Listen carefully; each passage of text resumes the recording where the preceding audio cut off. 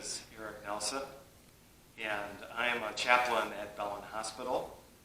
I am also a husband and a father, married to a woman named Mary. I have two daughters, school-aged, Amy and Karina.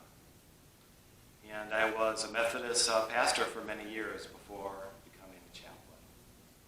And I'm very honored that I can be here today talking to you about my story of having COVID-19. But first, I'd like to start with a very brief scripture reading from the book of Job. And this is Job chapter 3, verse 25. Truly the thing that I fear comes upon me, and what I dread befalls me.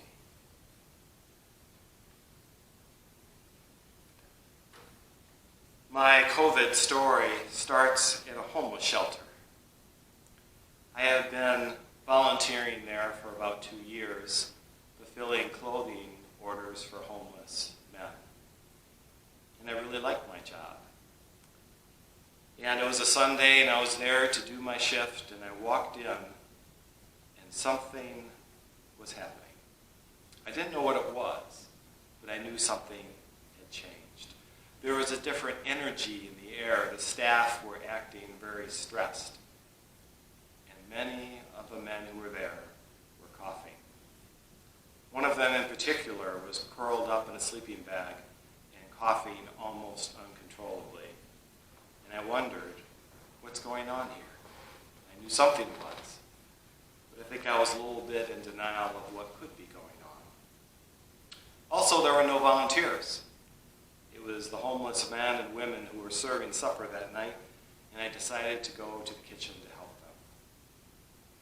I helped cut a cake with the assistance of another homeless man. Actually, I showed him how to do it. I showed another young man how to do the dishes the right way. And we were finishing up and enjoying supper when one of the staff came in to the kitchen, and she looked at me up and down.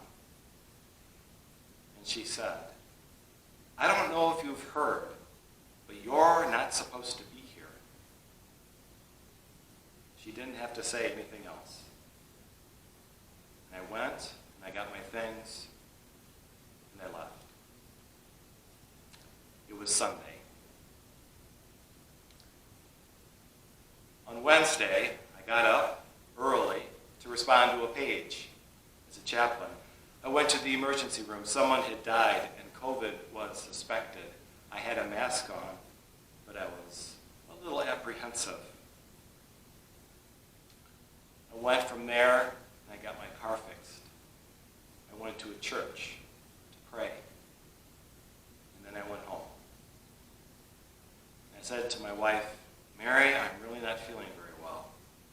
And I took a couple of ibuprofen, and I went to bed. The next day, I woke up coughing. I was tossing and turning all night, and I had a fever of 103. And I had terrible body aches like I've never had before. It was like hot knives being drawn over my back. I couldn't get comfortable. And I knew I was really sick. In the back of my mind, I thought, could this be COVID? Then I thought, no, I probably just have the flu. The days passed. I got sicker. I didn't want to get out of bed. I didn't want to eat. I had to force myself to drink. And it was a week later, and I still had that fever of 103. But I wasn't short of breath yet. Still, I knew something was wrong. And so I called the clinic, or rather my wife did, and they say, well, are you short of breath? I said, no. Well, you can't come in. And the next day I called the COVID hotline. And they said, are you short of breath? And I said, well, not really. Sorry, you can't come in. Finally, 3 days later, I knew I needed help. And I said so to my wife. I said, Mary, I need help.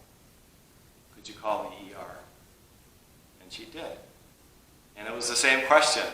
Is he short of breath? And my wife just said, yes, he's very short of breath. Bring him in. So we hurriedly put together some clothes, threw them in a bag, went out to the car. We did all this so quickly that I forgot to say goodbye to my kids. So I called them on my cell phone. And I said goodbye to Amy and Karina, being careful not to alarm them. Just explaining I was going to the hospital for some help. And then we started backing out of the driveway. Mary was driving. And I looked over to her and I said, Mary, you need to know this. This could be the end of me. And she looked at me with a horrified expression. And then we pulled into the street and drove to the hospital. We drove up to the ED, to the turnaround, and Mary called the desk of the ER. And very soon a nurse came out, and she was dressed up in a gown, and a mask, and a face mask, and gloves. All I could see were her eyes. And suddenly I knew this was pretty serious. Say goodbye to Mary. Just reminded her she would not be able to visit. And I opened the door and I almost fell on the ground. Luckily, I had a really good nurse, and she caught me. And she said, you want a wheelchair? I said, yeah, maybe that's a good idea. And so a wheelchair came out, and I was wheeled right through the waiting area into the ED itself. At this point, I was pretty glad to be at the hospital because I was so sick. A lot of things happened very quickly. First, I got an IV hooked up and some bags went up, and I didn't ask what they were. I was just glad I was getting something. An oxygen monitor was hooked up to my finger. An x-ray machine came in and took an x-ray of my chest. And the nurse took 2 very long nasal swabs and shoved them into my nose.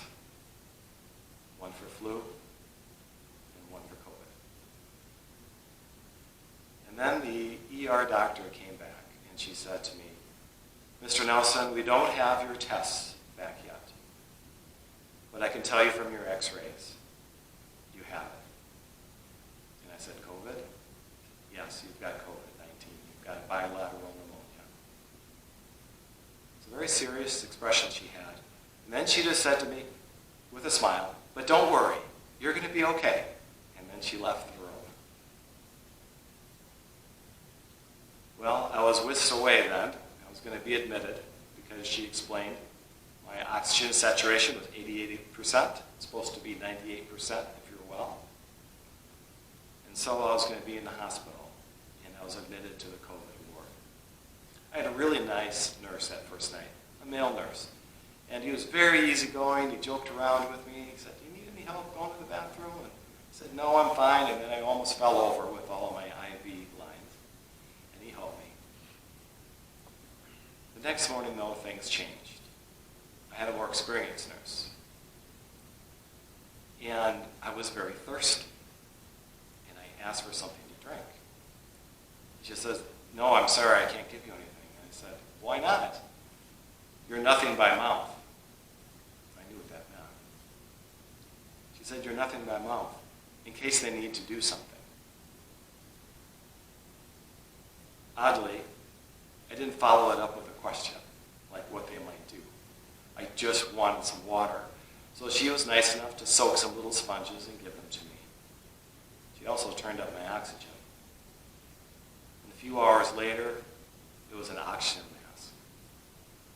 Again, I had no curiosity about what was happening, but I knew something was. Then, a doctor came into the room, and I knew him because I worked with him at this hospital as a chaplain. And he sat down right next to my bed, and he said, Eric, we've done some good work together, right? And I said, yeah. And I said, this doesn't sound good. And I looked away.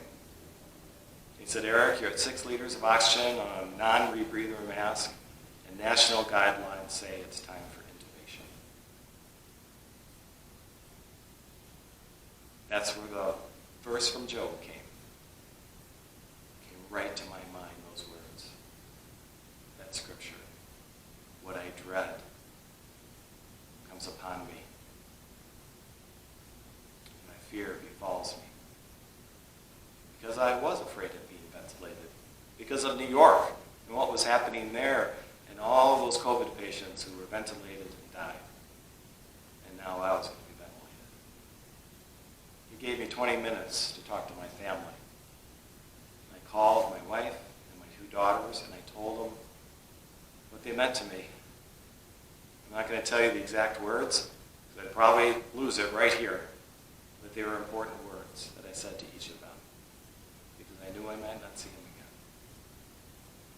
again. And then the same doctor dragged my bed out of my room, into the hall, and into the COVID ICU, through closed doors, because it was negative pressure, so nothing got out. All of a sudden, I was talking to another doctor. He was behind me. He was saying, do you have any questions? And I said, what am I going to remember? And he said, we're going to give you some drugs, and you're not going to remember anything. And there was a pause. And then he said, we're going to give you some drugs to relax you. And then it was dark. I could still hear voices. Then it was silent. And then I slipped into the void. And let me tell you what I remember, because I do remember things. I was in this large room, and there were 4 beds, and I was in one of them. And in the other beds, there were things that looked like carpet rolls with blankets over them. And I wondered why they were there. And I noticed that they weren't moving, and I certainly wasn't moving. I couldn't drag my blanket over me. I couldn't roll over. I couldn't do anything except look around the room. Day and night went. 4 days and 4 nights.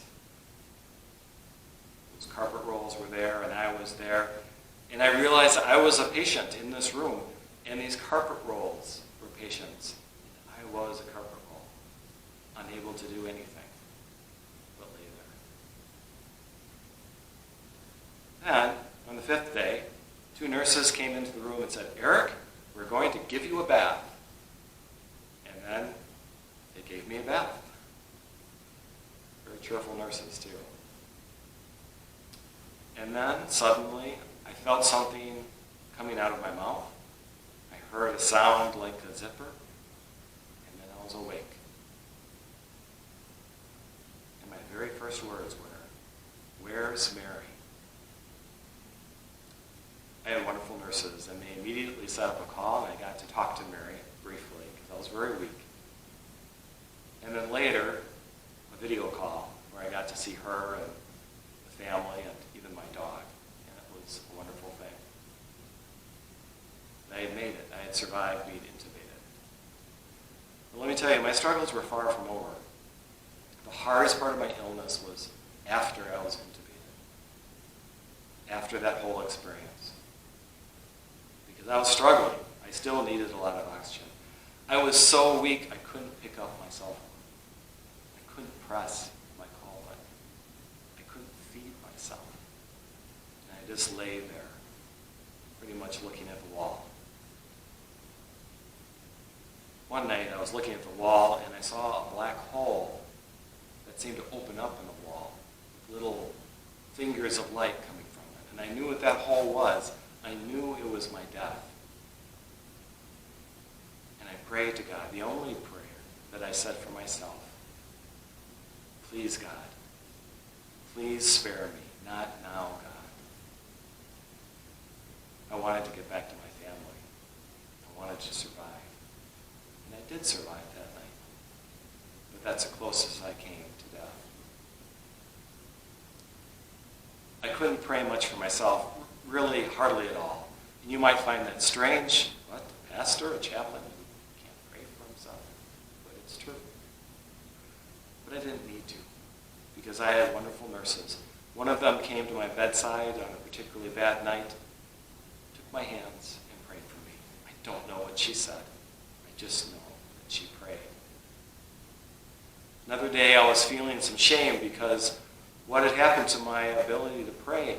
I'm a chaplain. I pray for a living. And this nurse came in and said, "What's wrong, chaplain?" And I said, what I just said to you. And I said to her, "Do you understand?" And she said, "I don't understand at all. You're sick. You can't pray. It makes total sense." And there was a pause, and then she said, "Now it's time to pray, chaplain." And she led us in prayer, and it was exactly what I needed. Then things started to get better. It was Easter Sunday. And a physical therapist and occupational therapist came in. And they said, "Chaplain, we're going to get you walking today." And I looked at them in unbelief and said, "Okay." And they put a gait belt on me, and they stood beside me, and I got out of bed and took 2 steps. That was Easter Sunday. And then 2 nurses came in to my room, very cheerful, and they said, "Eric, we're going to give you a bath." And then they did. And then another nurse set up a Sunday service from Life Church in Depew. And I watched that Sunday service, Easter Sunday, with a young nurse who stood at my side and fed me. Well, things got better after that. I started recovering. The doctors came in and said, "You really had us worried." I said, "Nothing," I said, because I knew that they weren't worried anymore, and I had turned a corner. And sure enough, the next day, the nurses came and said, "Eric, there's not much we can do for you here anymore. You're going to go to the regular room." And I said, "I am?" "Yes." So I went there. And I got better. And I got stronger. And I started to learn there just how many people cared about me. I could operate my cell phone again and look at my text messages, my Facebook messages, my Facebook page. Hundreds of messages. I got cards by the dozens, and the nurses read them to me until I could read them myself. People started phoning me on the hospital phone. My chaplain colleagues, the president of the hospital, congratulating me on surviving. And then I went home. Doctor came and said, "Eric, everything's going in the right direction. We're sending you home." And it happens really fast when you're being discharged. I was packed up and put in a wheelchair, went down the elevator, turned to the left, and I saw hundreds of people lining up on both sides of the hospital corridor, both floors, cheering. And it brought tears to my eyes, I'll tell you. And at the end of that gauntlet was my family waiting for me. And it was the best sight I ever saw. Then it was a matter of recovery, getting stronger. First it was using the walker, then it was outside to the end of the block. It was once around the block, twice around the block, grocery shopping. It was getting over trauma. I had nightmares about not being able to breathe. I had to get over those. Spent time with my family. Wrote down what had happened. Got stronger. Got better. And that's my story. And very quickly, I just want to tell you a couple of things I learned. One thing I've learned is that thank you is a very important word. I said thank you to my nurses. Thank you to my doctors. Thank you to the cleaning lady. Thank you to my wife. Thank you to my pharmacist. Thank you to my friends. Thank you, thank you, thank you. Gratitude goes a long ways in recovery. God does not cause illness, but he can certainly use it. It was a good reminder for me. There was an ICU nurse that I met later who said, "Chaplain, you inspired us." And I said, "I did?" Just like that. "I did?" I said, "Yeah, you survived. Most people didn't." You and one other gentleman were the first people who survived this. Another thing I've learned is God may not use your experience right away. A dear, very Christ-like woman said to me, God is going to use your experience to help others. And I was like, don't want to be used right now. Now 6 months later, he's using me in the COVID wards, ministering to COVID patients and families. It can take some time, but God does use your experience. He used mine. He can use yours. Any trouble, illness, hardship, he can use for you. Lastly, I want to leave you with this, because it was the most powerful thing in my experience. Those you think of first, those are the ones who love. When I came off that intubation, the first people in my mind was my wife and my kids, and there was no one else. No one else was there. And I knew then how much I loved them. I already knew that. I knew I loved my family, but not like that. Not that powerfully, not that meaningfully. Those you think of first, in any hardship or crisis, life, those you think of first, those are the ones you love. And as St. Paul always said, love